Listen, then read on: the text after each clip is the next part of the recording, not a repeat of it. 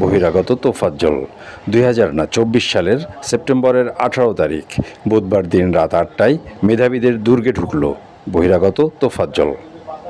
ভাত খাইলো, পানি খাইলো, তারপরেই মইরা গেল পাথরঘাটার ভবঘুরে অকৃতজ্ঞ তোফাজ্জল। তোফাজ্জল বাপও নাই রে, মাও নাই রে, ভাইও নাই রে।